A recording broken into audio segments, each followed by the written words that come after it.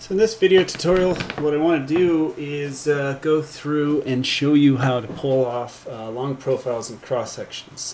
There are lots of ways you could do this, but I'm going to show you a very simple, quick and dirty way to do it. A good alternative would be to check out the River Bathymetry Toolkit, which does not yet have a release for ARC version 10, but is coming out shortly. They do have a working version for 9.3. So what we're going to do is we've got our DEM and our water surface, or rather water depth map from before. And so you want to make sure that you have your 3D Analyst toolbar loaded. If you don't, you right click up here and you can load that up. Obviously your 3D Analyst extensions have to be on. And what you do is you change the target layer to the layer that you want to pull this off of, pull this profile off of. So I could, for example, go to my DEM layer, okay, and then I've got this interpolate line command up here. And so what I'm going to do is I'm going to zoom in, starting at the bottom of my reach here, and I'm going to just try and follow the thawag, which would be the deepest point, as I move up this channel.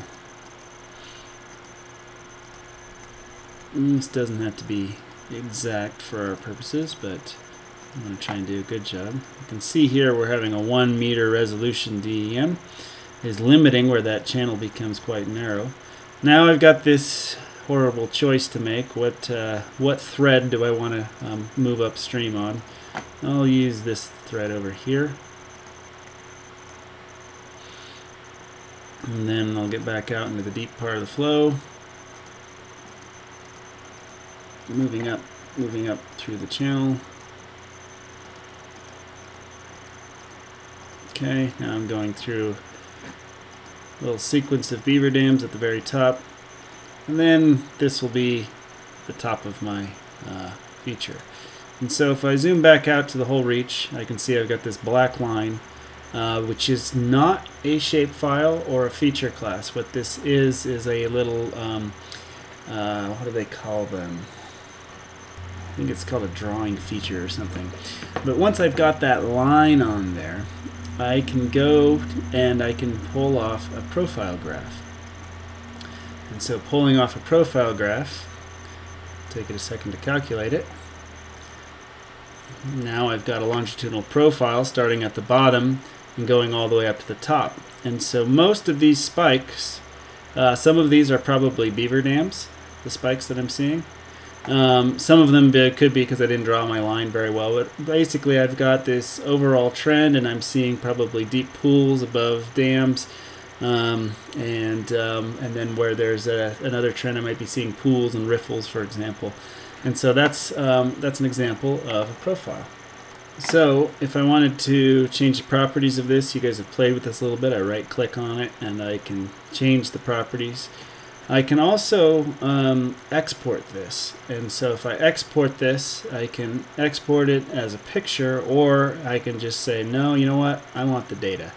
And I can export that straight to an Excel file and hit save. I will put this as my profile 1 DEM, and I'll save that.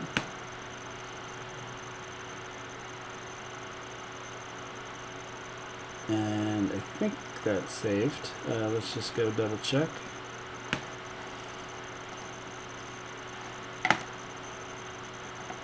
I'm going to have to find this, bear with me. There we go, task 3, profile 1, DEM.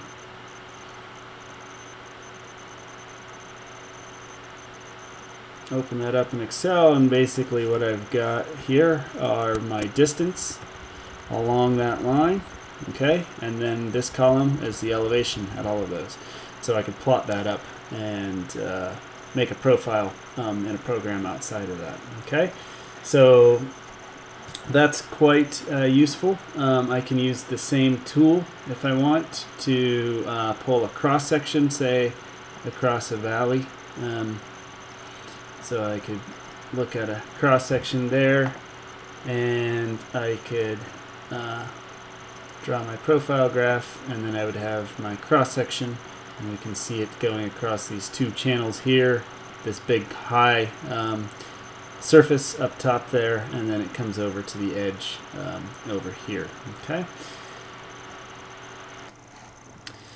so I'll let you play around with that. If you want to, for this exercise, you should pull off a long profile and a handful of cross sections off that DEM.